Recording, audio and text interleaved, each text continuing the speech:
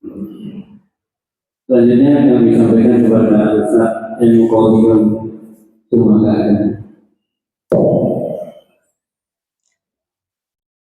Bismillahirrahmanirrahim. Assalamualaikum warahmatullahi wabarakatuh.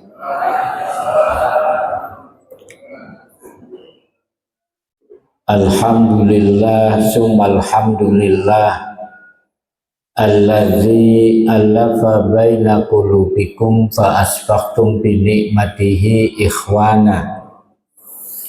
Asyhadu an la ilaha illallah wahdahu la syarikalah wa asyhadu anna Muhammadan abduhu wa rasuluh.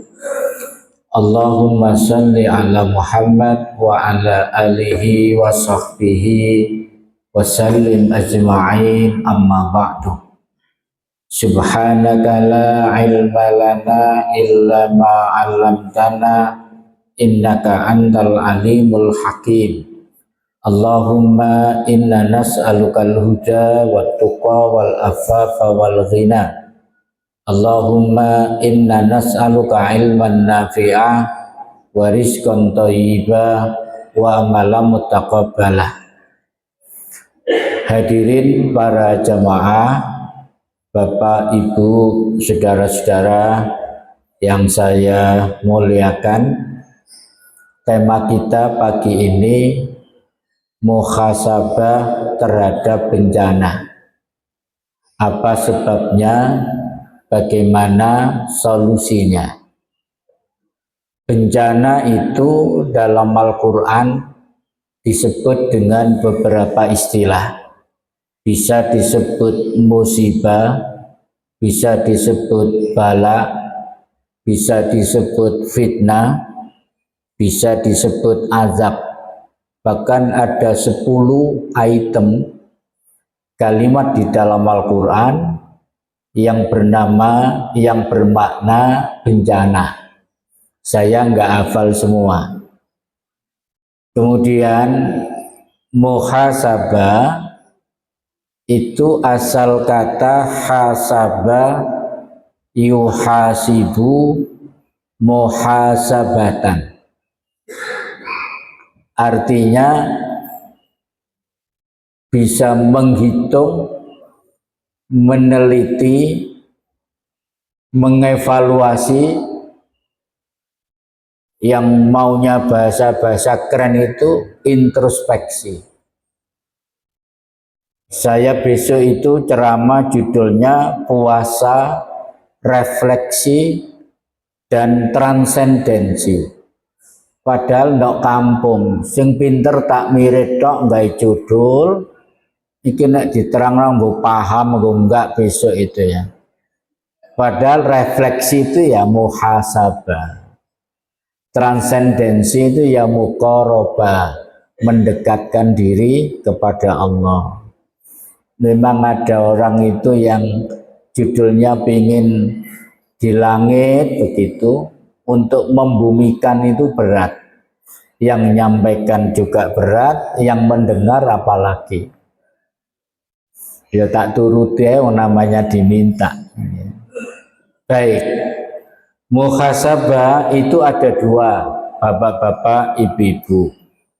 Ada muhasabah individu, personal, itu yang disebut oleh Sayyidina Umar ibn al-Khattab dalam riwayat Imam Tirmidzi, hasibu anfusakum qabla an tuhasabu.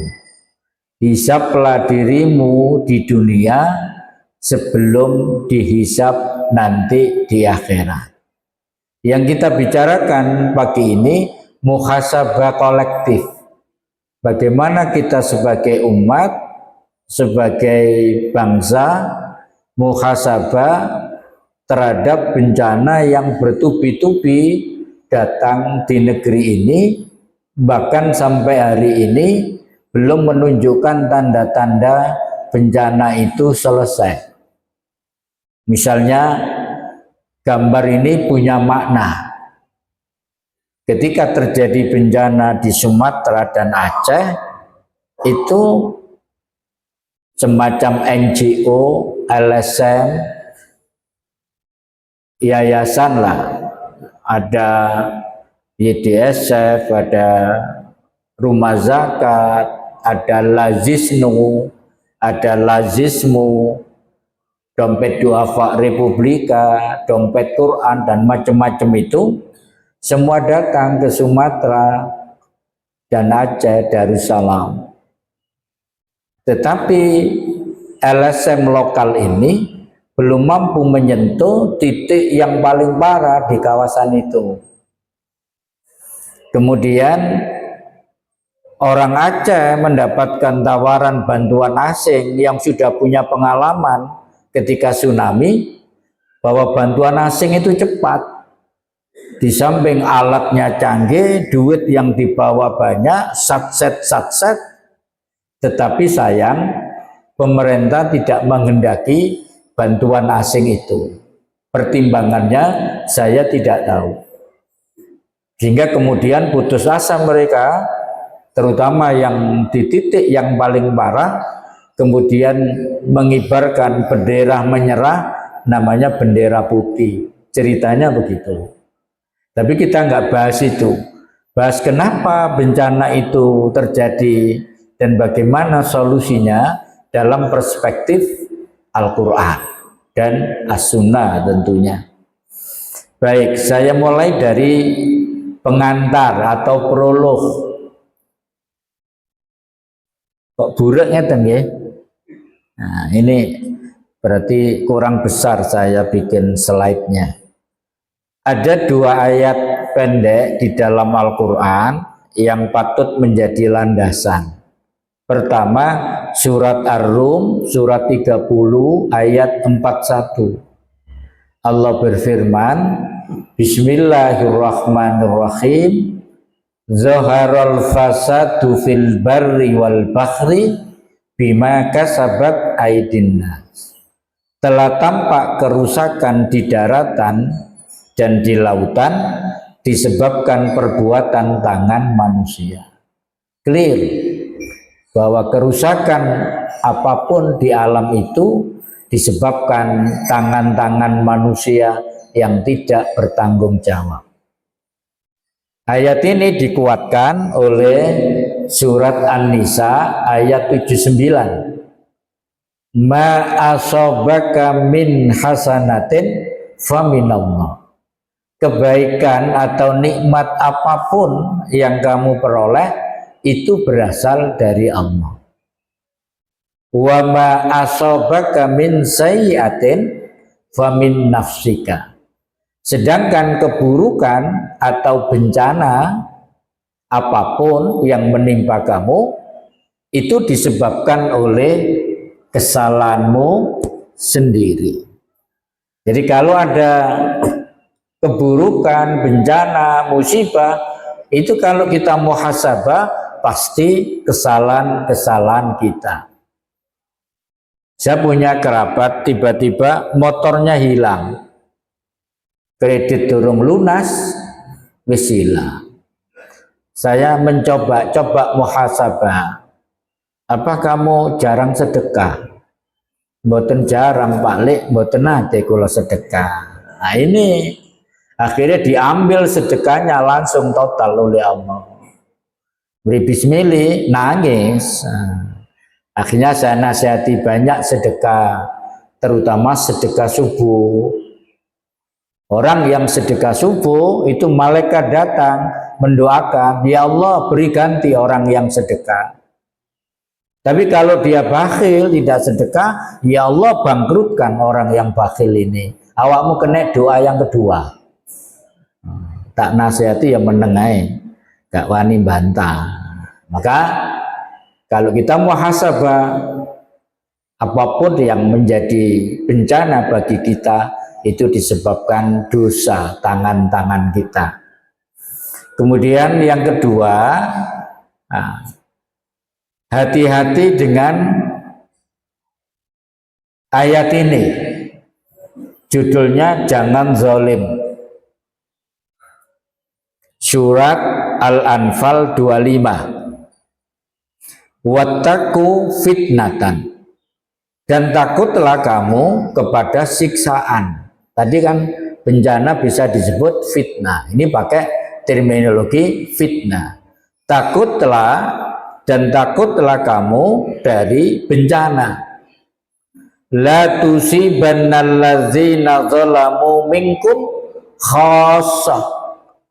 Yang bencana itu tidak khusus menimpa orang-orang zalim saja di antara kamu.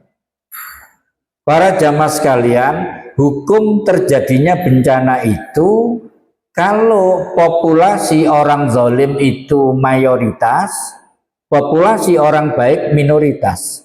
Itu terjadi hukum turunnya bencana. Misalnya di sebuah kawasan itu penduduknya 10 juta, yang zalim 9 juta, yang baik hanya 1 juta, maka ini berlaku hukum bencana. Maka takutlah kepada kondisi itu. Jadi kalau Allah sudah menentukan bencana di sebuah kawasan kantong-kantong maksiat itu, Allah tidak mengatakan begini. Misalnya di Sidoarjo, bukan enak ya contoh Sidoarjo mengenai kita. Misalnya di tempat lain lah. Hamba-hambaku yang baik-baik, yang 1 juta, coba pergi ke kawasan yang lain. Saya mau mengazab yang 9 juta. Enggak begitu. Begitu terjadi bencana, orang baik pun ikut merasakan. Mungkin saya mengulang ya. Kalau sebuah kawasan itu maksiatnya dominan, pasti ada bencana. Itu kalau di Al-Quran dikisahkan tentang bangsa Sabak.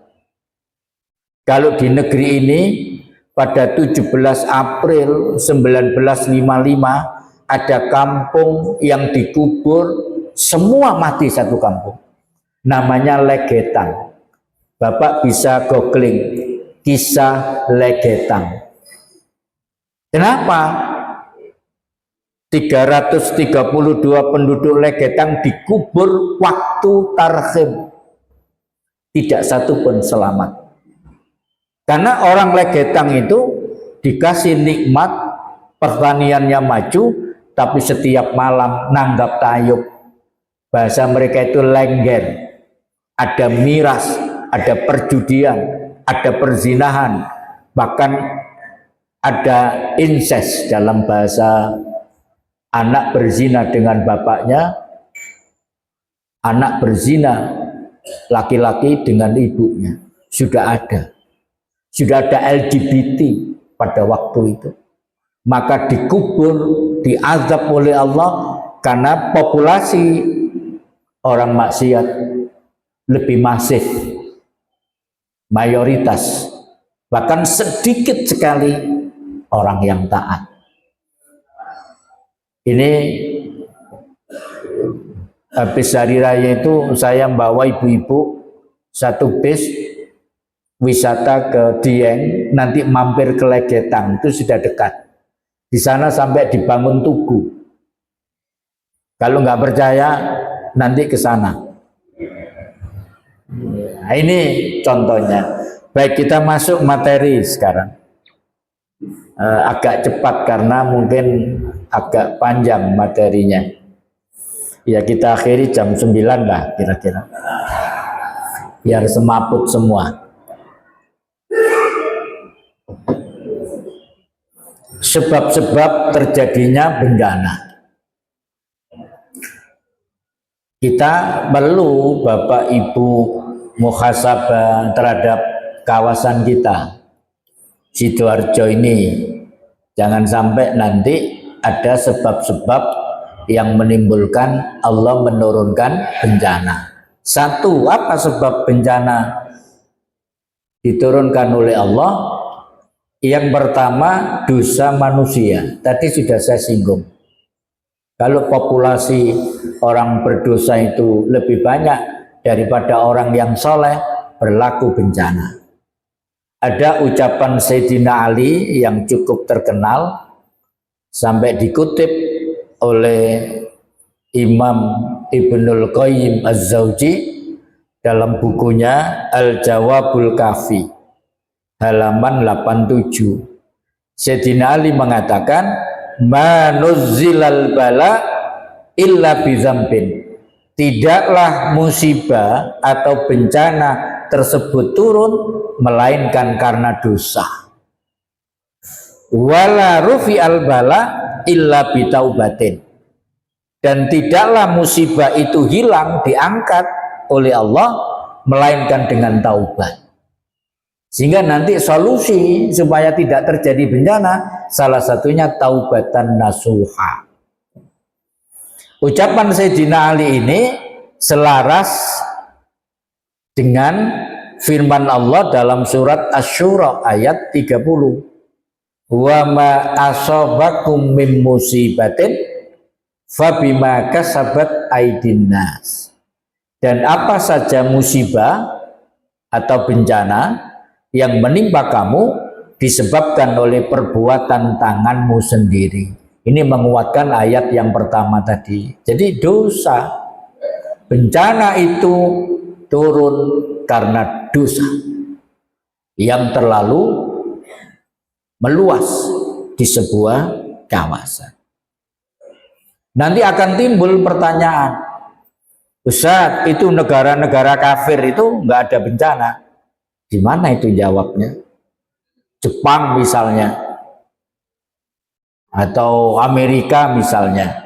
Kalau ada sebuah kawasan itu dosanya mayoritas, kok belum dikasih bencana, itu istidrat.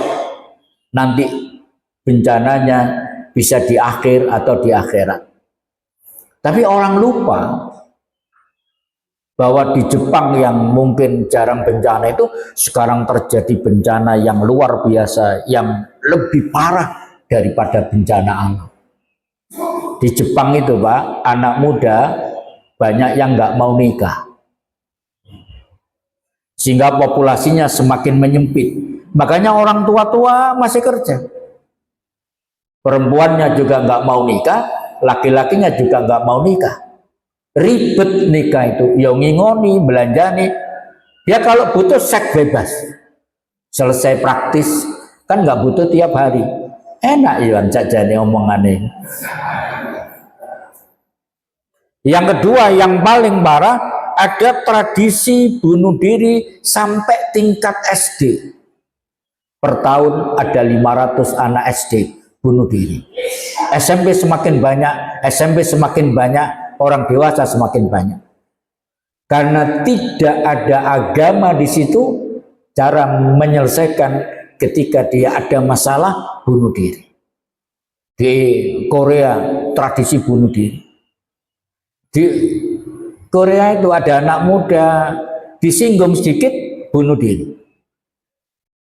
Nah kita ini bersyukur hidup di sebuah kawasan yang nuansa agamanya masih kuat, sehingga problem itu tidak sampai menyentuh mayoritas penduduk Republik ini. Agama tetap menentukan dalam kehidupan kita.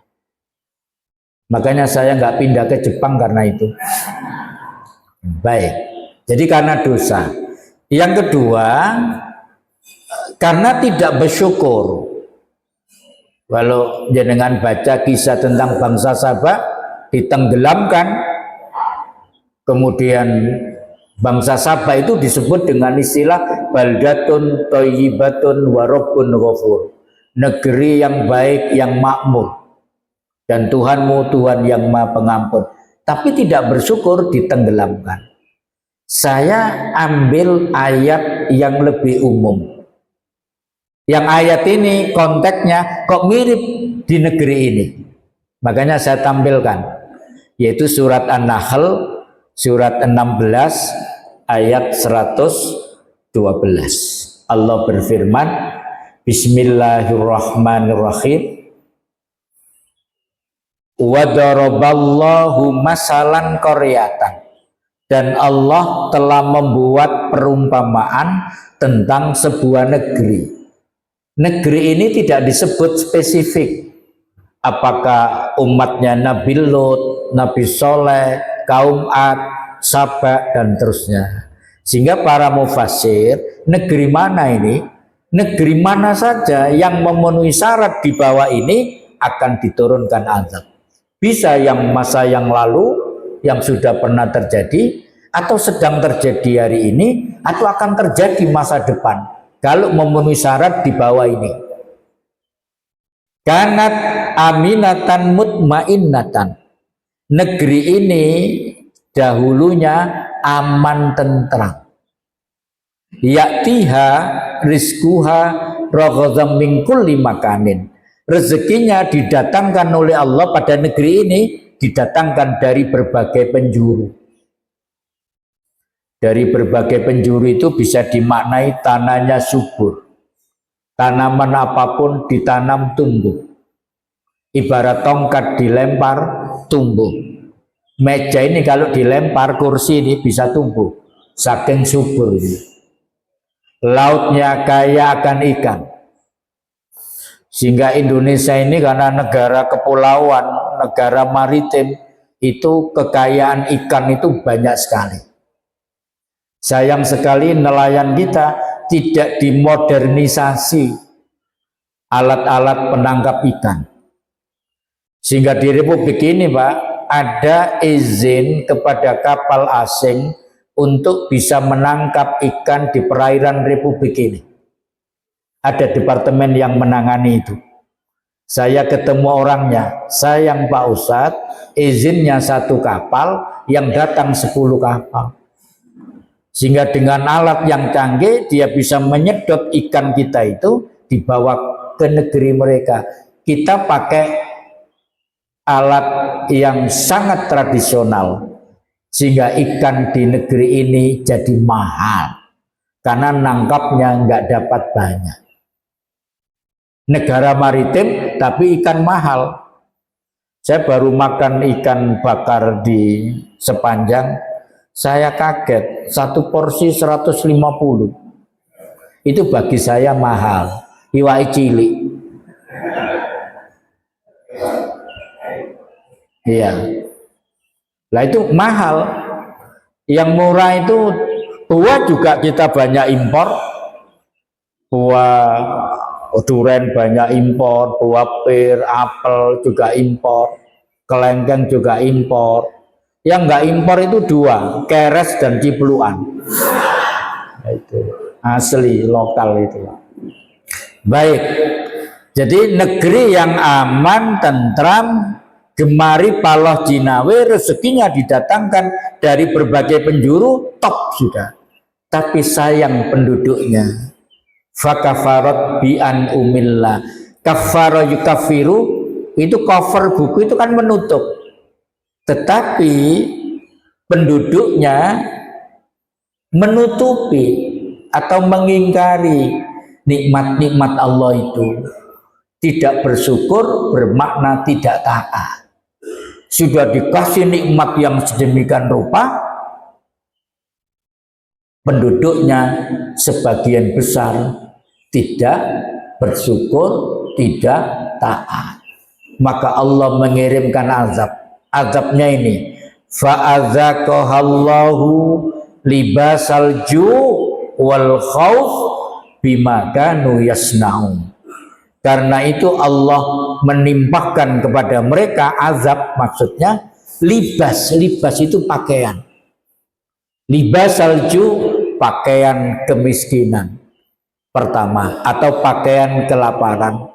2, pakaian ketakutan. Bimaka nuyasnaun, disebabkan apa yang mereka perbuat.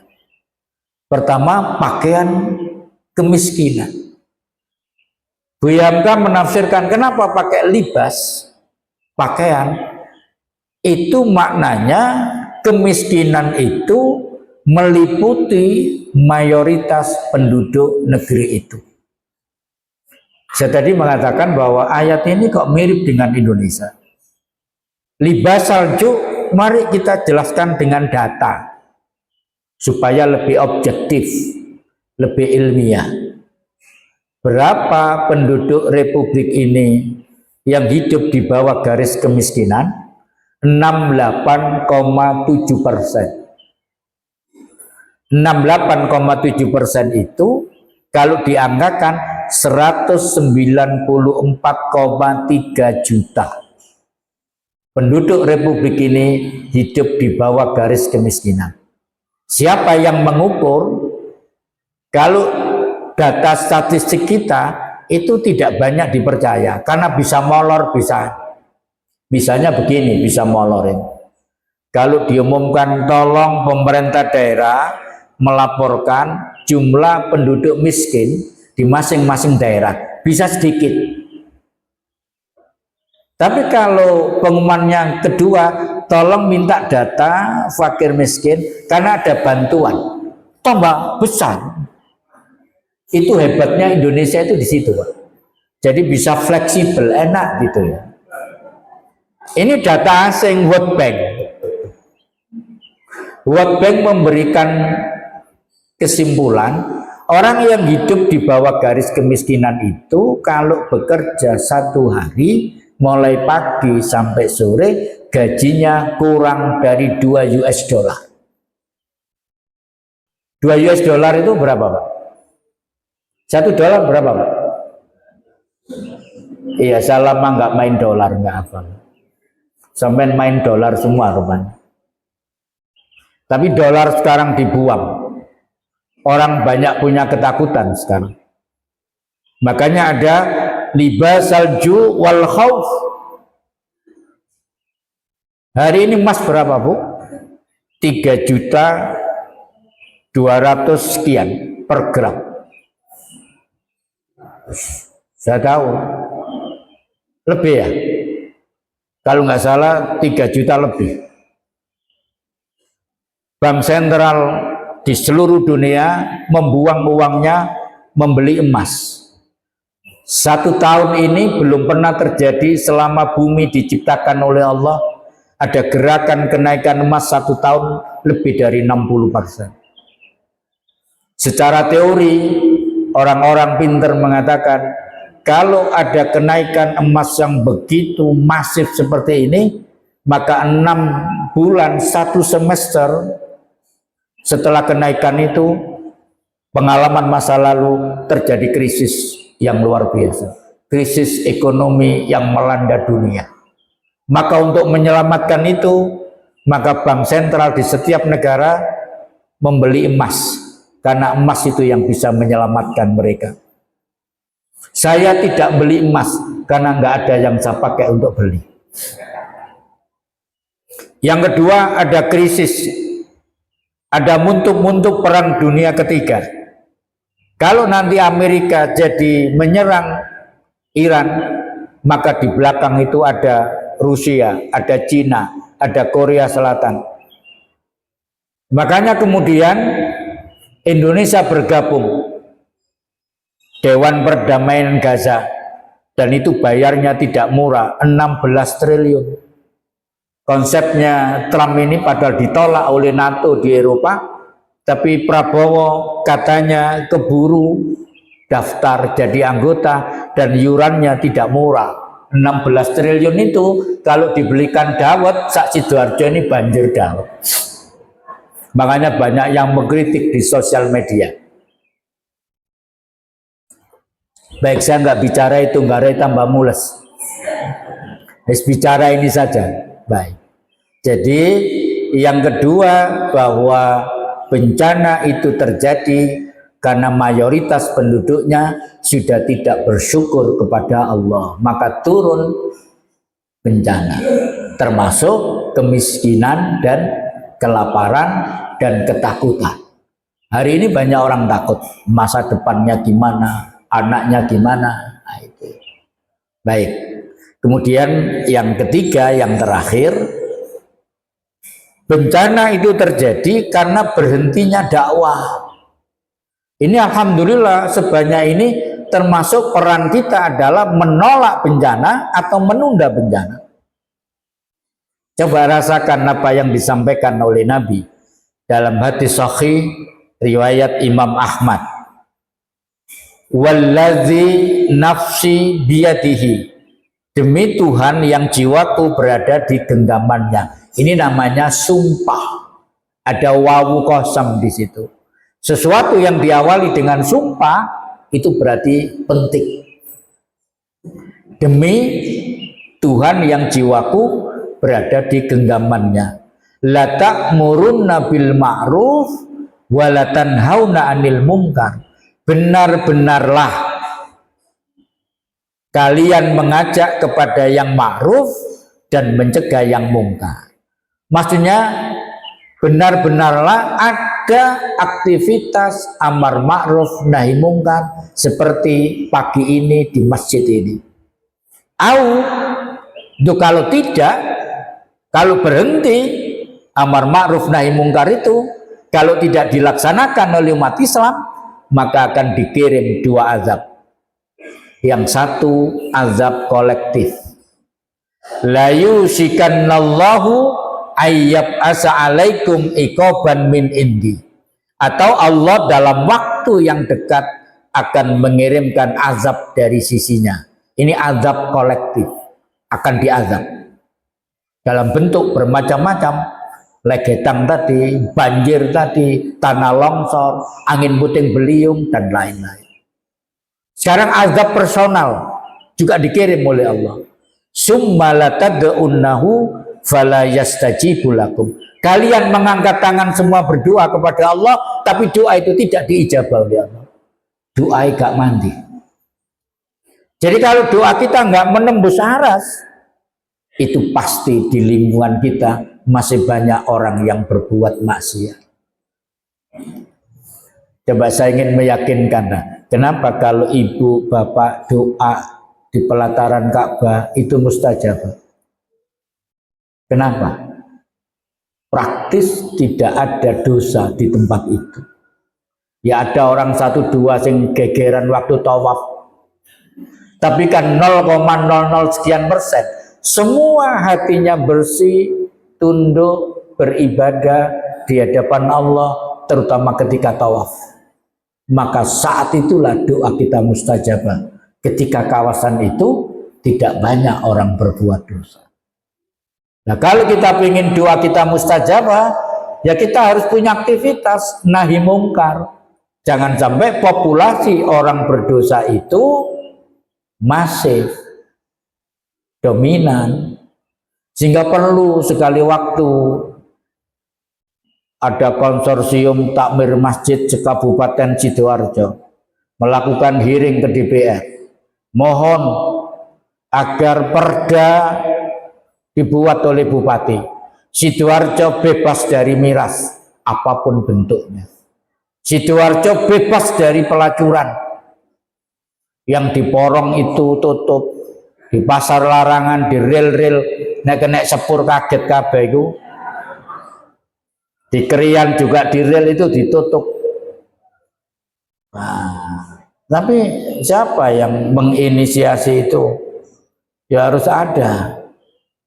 Sehingga kalau sebuah kawasan itu dominasinya orang soleh, tidak akan ada azab yang diturunkan. Baik, terakhir solusinya gimana? Nah ini,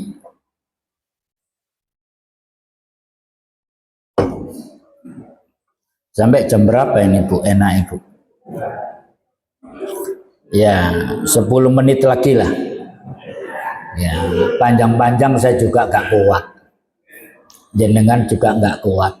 Ada yang ngantuk, nggak apa-apa Pak ngantuk.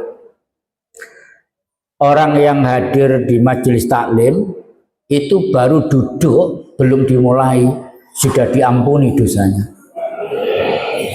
Sehingga kalau sampai duduk dari awal tadi langsung tidur, bangun selesai, sudah cukup sebetulnya untuk mendapatkan pengampunan dosa-dosa kita. Bagaimana solusinya? Ada 3. Supaya azab itu tidak turun, 1, kita harus bangun masyarakat kita itu beriman dan bertakwa. Ayatnya eksplisit. Surat Al-A'raf 96. Walau anna ahlal qura amanu wattaqau. Kalau sekiranya penduduk sebuah negeri itu beriman dan bertakwa, La fatahna alaihim, yakti bakal den buka alaihim ing atase wong akeh barokatin barokah. Barokah itu apa? Barokah itu nilai tambah yang baik, tambah lama tambah baik, tambah baik, tambah baik, itu barokah. Tambah lama tambah makmur, tambah makmur, tambah lama tambah bahagia, bahagia, bahagia. Rumah tangga yang bahagia semakin tua semakin indah.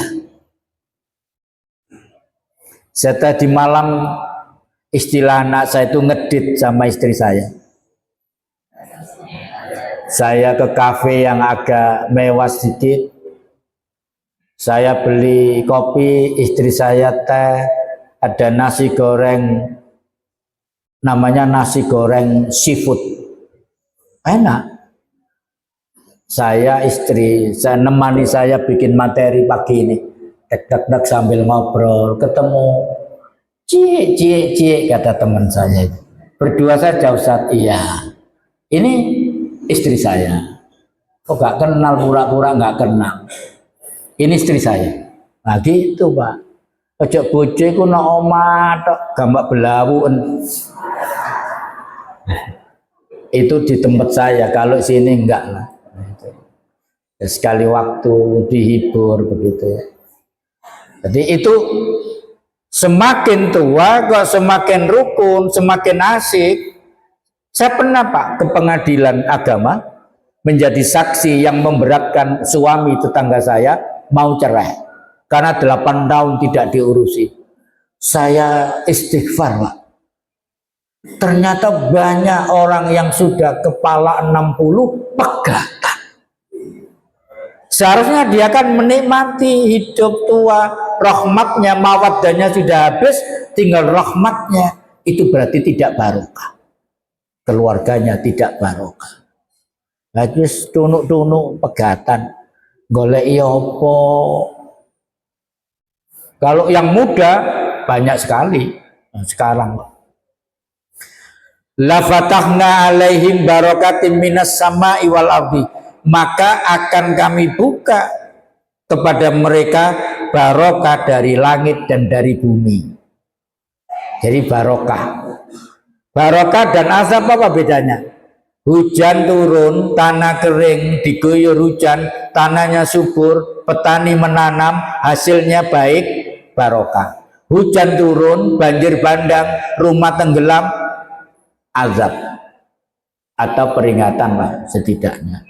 Itu bedanya barokah dan anak barokah taat pada orang tua. Anak tidak barokah durhaka pada orang tua. Suami barokah kutuk, kagak macem. Suami tidak bahagia, wis gak kena dicekel buntute. Istri barokah selalu di rumah taat pada suami. Istri tidak barokah sosialita terus. Nang mall aja ngentekno duit. Nah itu kita bisa bedakan barokah dan tidak. Saya pernah diceritani guru saya, mungkin Bapak kenal ya. Saya mahasiswa yang paling dekat, namanya Profesor Rumrawi. Buku-bukunya saya yang membuatkan sampai jadi profesor. Kajian-kajian itu saya catat, saya ketik ulang. Pak, ini bisa jadi buku loh. Saya terbitkan. Dia bercerita, saya tuh heran di Indonesia itu ya. Di Mesir itu katanya ada orang memelihara merpati saja hidupnya makmur. Di Indonesia ini kok sulit ya. Lapangan kerja sulit, kemiskinan menganga. Apa kurang bertakwa ya? Kamu tahu, kalau kita beli LPG 1 di sini, ditukar di Mesir dapat 3. Waktu premium di sini 6.000, di Mesir 1.500. Dulu dia ceritanya. Orang bayar Telkom di Mesir itu 4 bulan sekali ke kantor Telkom. Kenapa? Kalau tiap bulan ke kantor Telkom, transport BEMU-nya lebih mahal daripada tarifnya. Listrik di sana itu murah banget. Dan menteri di Mesir itu nggak dikawal, tingkat menteri rumahnya di flat, di apartemen-apartemen, tidak dijaga seperti rakyat biasa. Makanya kos pemerintahnya itu ringan. Di Indonesia menteri dikawal, macet, biaya pengawalannya sudah berapa, kosnya terlalu tinggi sehingga rakyatnya jadi miskin. Apalagi sekarang MBG itu dalam statistik APBN tertinggi, MBG nomor 1, pendidikan nomor 2 dari belakang. Kalau sebuah negara sudah mengabaikan pendidikan, akan hancur. Kaisar Hirohito ketika bom atom diledakkan di Jepang, yang ditanya berapa guru yang masih hidup, maka Jepang bangkit dengan cepat karena guru. Di Singapura penghormatan pada guru luar biasa. Yang boleh tidak antri di setiap apapun, di terminal, stasiun, di bandara, hanya 2. 1, orang hamil. Yang kedua, guru. Ketika ada orang nyerobot, ayam teacher, dipersilahkan. Begitu orang asing menghargai pendidikan. Dan hari ini gaji pegawai MBG jauh lebih mahal daripada guru honorer. Ini apa ya? Kalau nggak sinting ya setengah gila.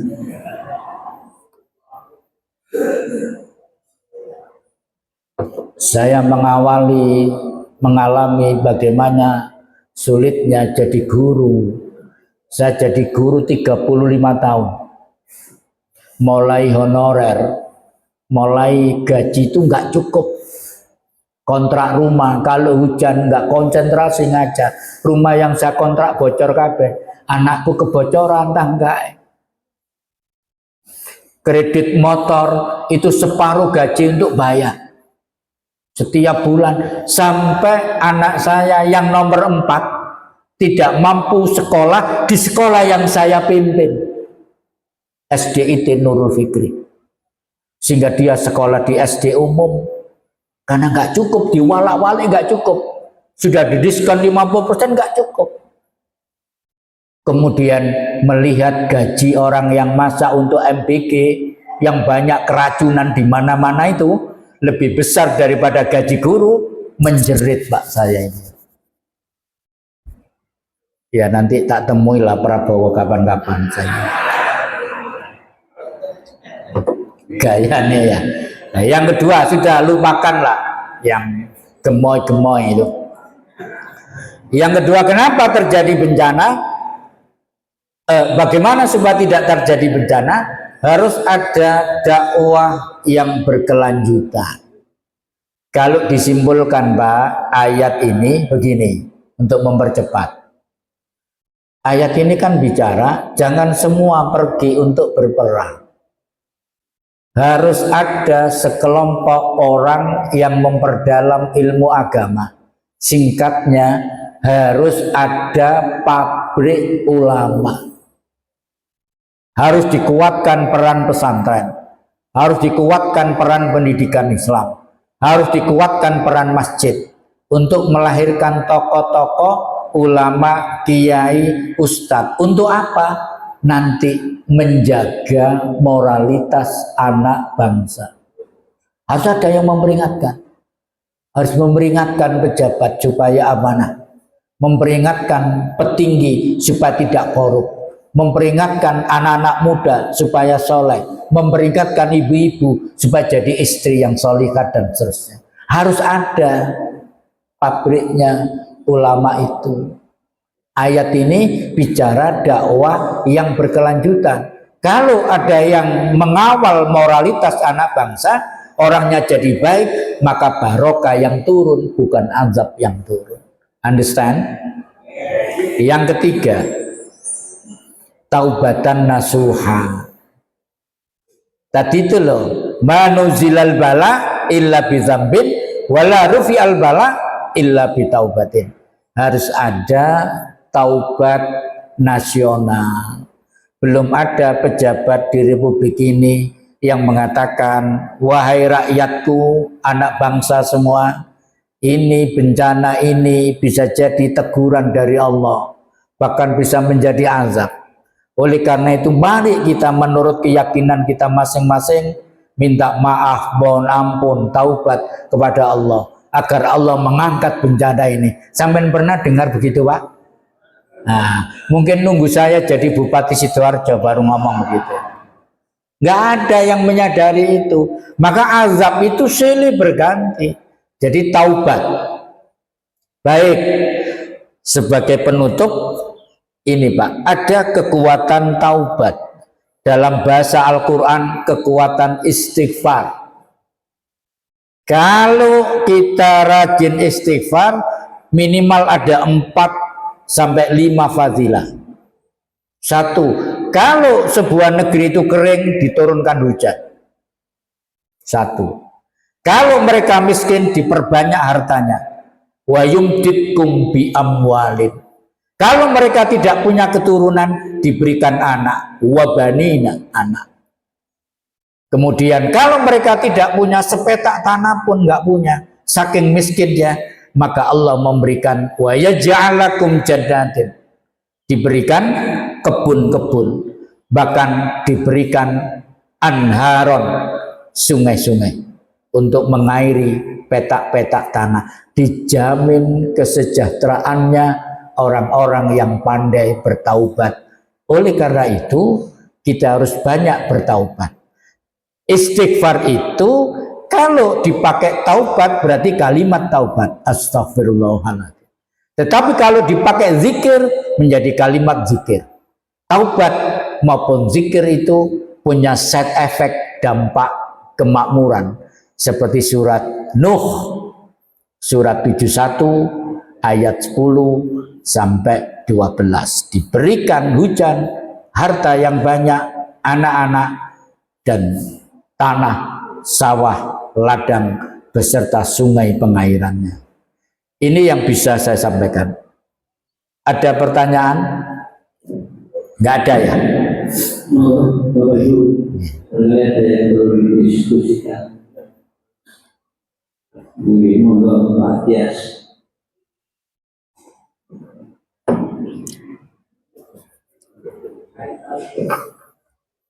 Assalamualaikum warahmatullahi wabarakatuh. Waalaikumsalam. Ustaz tadi sudah dipaparkan secara jelas. Di Indonesia ini alhamdulillah mayoritas Islam berhampir 90%. Tapi kenapa kelakuan para pejabat ini kok banyak korupsi? Itu yang perlu saya kurang paham. Kenapa itu terjadi? Apakah karena kurang bertakwa atau karena hanya bisa KTP? Dan terima kasih. Wassalamualaikum warahmatullahi wabarakatuh. Iya. Jadi pertanyaannya bagus sekali. Kenapa negeri yang mayoritas Muslim kira-kira korupsinya juga mayoritas? Pejabat yang tidak korup itu kok mencari itu kok sulit ya. Bahkan korupsi besar terjadi di Departemen Agama. Kan ngeluh Pak, mikir ya. Iya. Jadi ada para pakar yang mengatakan bahwa orang Indonesia itu proses memunafiki dirinya kuat.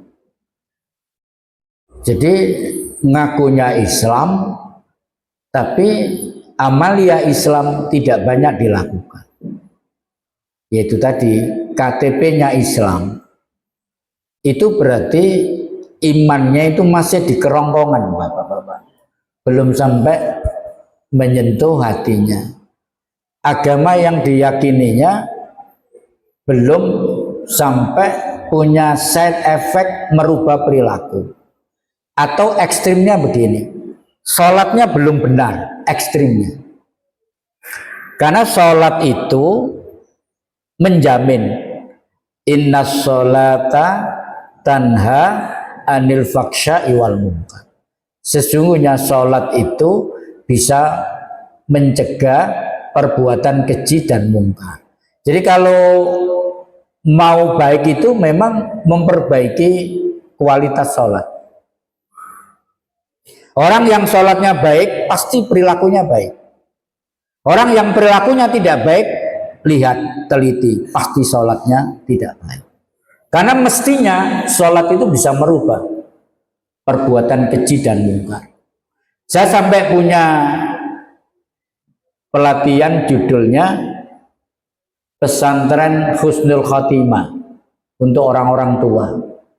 Jilid 1, jilid 2. Jilid 2 itu praktek sholat sak maknane sampai khusyuk baru pulang. Saya kasih contoh.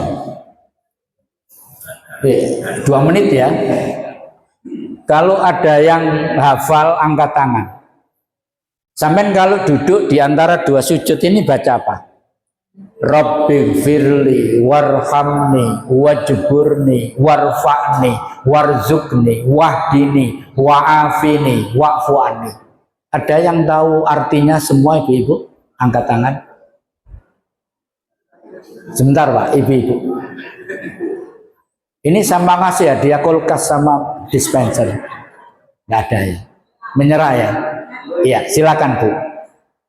Kalau ada ini luar biasa. Ya, artikan dari awal.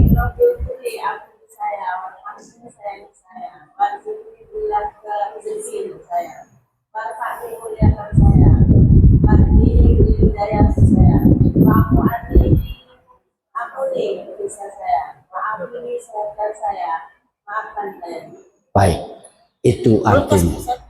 Iya, nanti kulkasnya ambil di rumah ya. Maksudnya kulkas saya ambil gitu loh. Bayangkan ibu-ibu, sampean baru berdoa di antara sujud ada 8 doa. Rabbighfirli, ampunilah aku. Warhamni, sayangilah aku. Wajburni, tutupilah aib-aibku. Bisa bermana itu. Warfa'ni, angkatlah derajat. Terus warzukni, berilah rezeki kepadaku. Terus wahdini, berilah petunjuk kepadaku. Wa'afini, sehatkanlah aku. Wa'fu anni, maafkanlah kesalahan. Sampean Pak, misalnya tidak wiritan, itu sudah cukup. Kalau doanya dimaknai, dihayati dalam sholat. Kapan belajarnya menyempurnakan itu? Sampean sholat sunnah. Sampean tekankan maknanya. Jenengan kulkasnya sudah diambil ini ya, berarti tinggal dispenser. Iya Pak, apa artinya? Nggih. Rabbighfirli. Nggih. Nggih. Nggih. Nggih.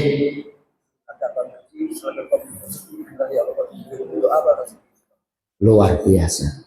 Itu baru duduk di antara 2 sujud kita akan dilindungi oleh Allah dari perbuatan maksiat. Belum Fatihahnya Pak.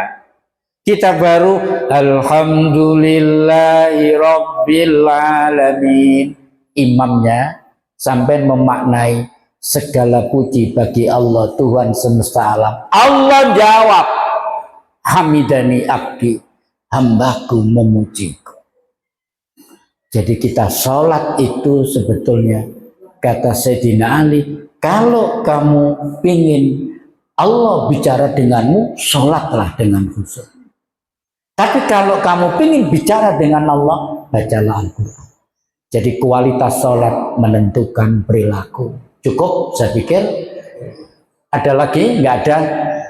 Suaranya ada Pak? Monggo kalau ada. Baik para jamaah, mudah-mudahan sekelumit ini bermanfaat. Nanti ibu-ibu tak kabari kalau mau ikut pesantren Husnul Khotimah, praktek sholat sampai bisa, insya Allah di bulan Ramadan nanti saya umumkan, dilaksanakan di villa. Nah, mantap. Apakah bayar? Ya nantilah ditentukan. Paling bayar kayaknya. Kita tutup dengan doa kafaratul majlis. Subhanakallahumma wa bihamdik asyhadu an la ilaha illa anta astaghfiruka wa atubu ilaik. Assalamualaikum warahmatullahi wabarakatuh.